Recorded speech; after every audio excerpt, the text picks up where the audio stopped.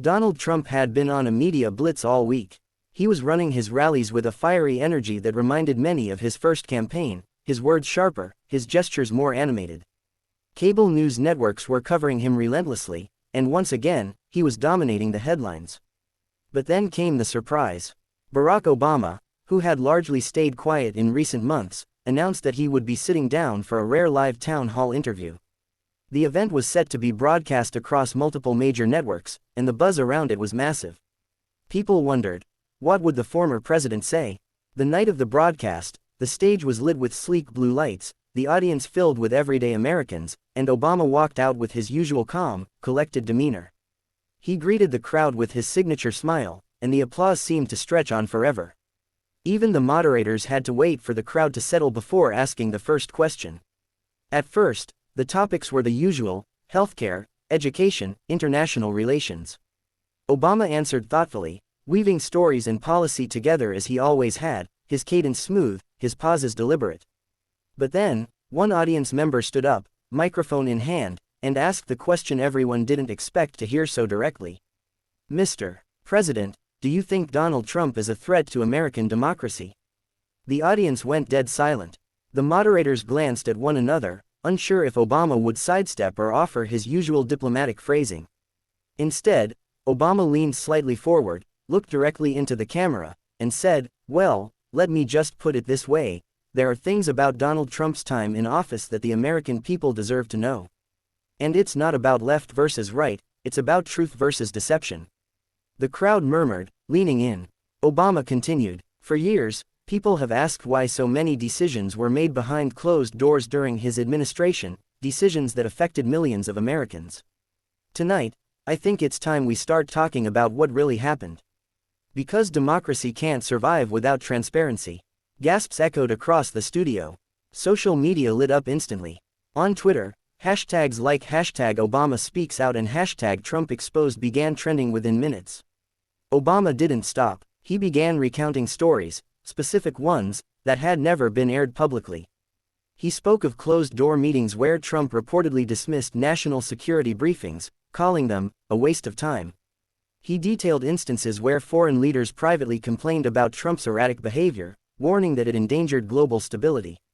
He even mentioned a report, still unpublished, that revealed how taxpayer money was funneled into projects that benefited Trump's own business empire.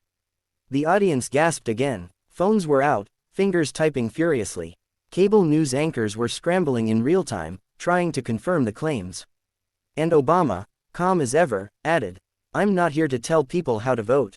But I am here to remind them that the presidency is about service, not self-enrichment. And when you see patterns of behavior that suggest otherwise, you owe it to yourselves, and your children, to ask questions." That was it. That was the moment. The clip spread like wildfire. Donald Trump was at his Mar-a-Lago estate watching live coverage when the segment aired. According to aides present, his reaction was immediate and volcanic. He slammed his phone on the table, stormed around the room, and shouted, "He can't say that. He can't say that on TV." His face flushed red as he jabbed at the remote, switching from CNN to Fox News, only to find that every single channel was airing the same segment on loop. Within minutes, Trump took to Truth Social. His first post read in all caps, "Obama is a liar and a fraud. He's making up stories because he's jealous of my success. Total witch hunt." But the damage was done. By the next morning, every newspaper headline blared some variation of "Obama exposes Trump." Editorials were already calling Obama's town hall a turning point in the national conversation. Trump, however, wasn't done. The next day, he called into his favorite morning show, Fox and Friends. His voice was loud, trembling with anger. "This is the most disgraceful thing a former president has ever done. He's supposed to respect the office, but instead he's lying on live TV, attacking me because he knows I'm leading in the polls. Everyone knows Barack Obama was the worst president in history, maybe tied with Jimmy Carter, but what he did last night was disgusting. Disgusting." The hosts tried to calm him, but Trump was on a tirade. He accused Obama of plotting with the Justice Department, of secretly controlling Joe Biden, even of leaking classified information. His rant went viral, not because it helped his case, but because he sounded so unhinged. Clips of him yelling were shared with captions like, "Trump loses it after Obama speaks truth," and "When the truth hurts." Behind the scenes, Republican strategists were panicking. They knew that Trump's angry outburst wasn't playing well with suburban voters, independents, and especially younger Americans. Meanwhile, Democrats were energized in a way they hadn't been in years. Suddenly, Obama's name was everywhere again, and he was trending alongside Trump. But what really set the firestorm ablaze was when Obama doubled down a few days later. At a follow-up event in Chicago, he addressed the backlash head-on. "I hear that President Trump is upset with me," Obama said, drawing laughter from the crowd. "Well, that's nothing new. He was upset with me when I was in office, he's upset with me now, and I imagine he'll be upset with me 20 years from now. But here's the difference. I don't hold grudges. I just tell the truth."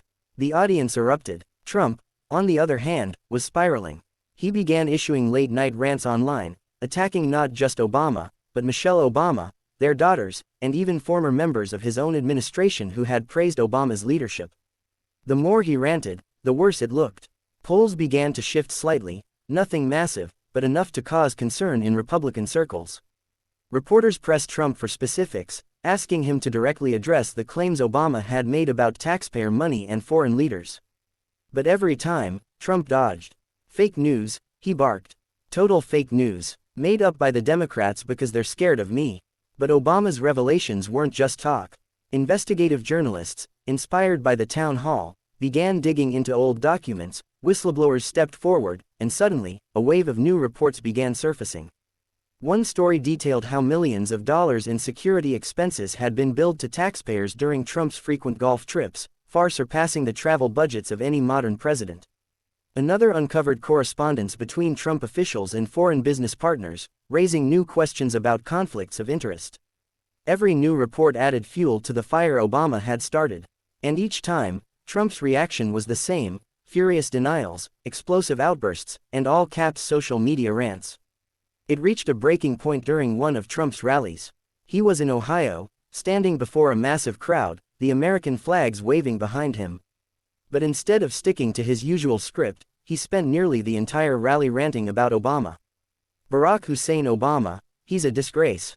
A disgrace to this country. He's jealous of me, he's scared of me, he knows I'm going to win again and undo everything he ever did. He's out there making up stories, lying to you, lying to America, because that's all he knows how to do." The crowd cheered, but even his own supporters could sense the desperation in his voice. Meanwhile, Obama didn't respond directly anymore. He didn't have to. The stories were out there, the press was digging, and the American people were talking. He went back to his usual schedule: foundation events, speeches on unity, interviews about policy, while Trump fumed endlessly. And that was the difference. Obama looked calm, steady, presidential. Trump looked furious, erratic, and obsessed.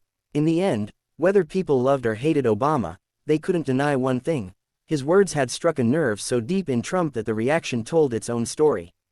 Obama hadn't just exposed what Trump had done, he had exposed how fragile Trump's ego truly was. And as the months went on, that town hall moment would be remembered as the night the political landscape shifted, the night Obama proved that sometimes the truth doesn't need shouting, it just needs to be said out loud, once, for everyone to hear. Trump could scream, he could rage, he could rant in all caps. But the image that stuck in America's mind was Barack Obama, calm and steady, looking straight into the camera and reminding the nation of something it had nearly forgotten: leadership is about truth. And in that truth, Donald Trump lost something he valued more than anything else: control of the narrative.